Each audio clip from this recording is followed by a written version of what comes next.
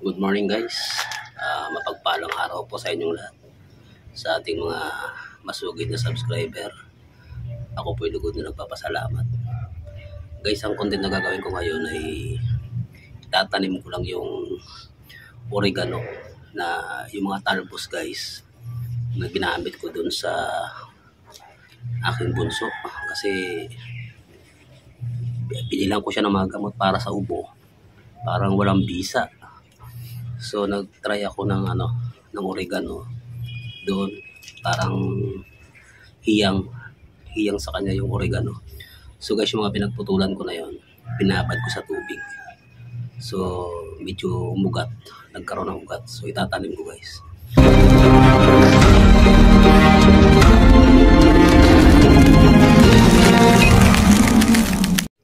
Okay guys, ito siya guys. Ito yung mga pinagputulan ng talbos ng oregano na piniga ko para panggamot ko dun sa bibi ko, no. So gusto kong kinuha ko lang to guys, hiningi ko lang to dun sa may kanto dun. So gusto kong magkaroon ng tanim na ganito kasi mas hiyang yung aking bunso dito sa herbal ng oregano. Bala ko siya, ano ko muna siya guys, itatanim ko muna siya sa isang maliit na paso. Yan, para tuluyan siya mabuhay bago ko siya i-rekta sa lupa. Yan guys, yung mga ugat niya, oh. Nagkaroon na siya ng ugat. Ganoon lang pala guys, ibabad mo na dun sa tubig. Pero tubig to guys ng ng mineral. Hindi ko ginamit yung tubig na sa gripo. Yan, oh, may ugat na. Yan guys, may ugat na siya. Kasi masyadong yung sa gripo. May chlorine. So pwede siguro tubig ulan. Pero ginamit ko yung tira-tira din ng bunso ko na tubig mineral. Okay guys. So, ready ko na itanim to. Tatanim lang, maliit lang na paso.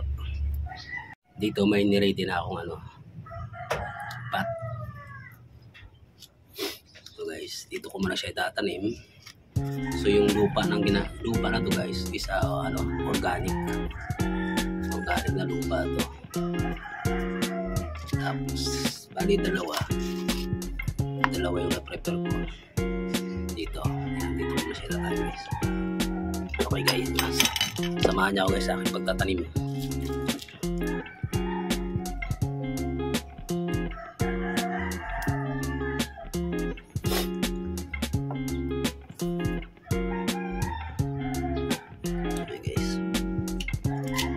Babawasan ko lang para yung ugat niya.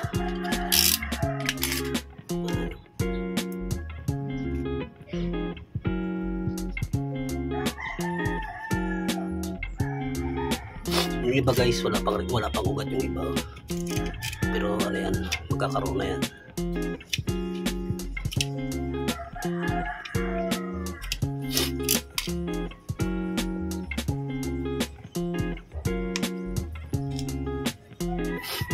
Tumaba na ugat na to.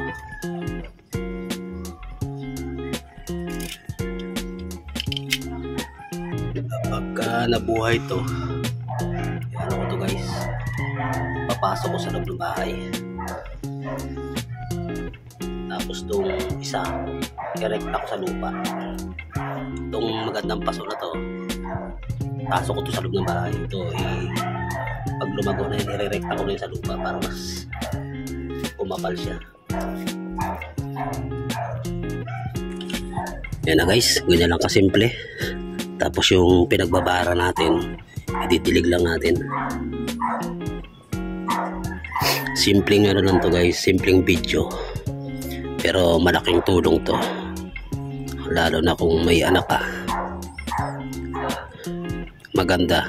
Kasi subukan na guys Bumili ako ng mga gamot sa ubo kasi naawa ako dun sa baby ko.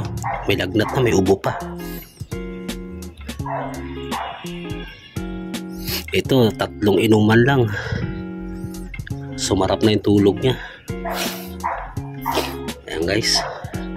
Ito ilalagay ko lang muna dito sa gilid.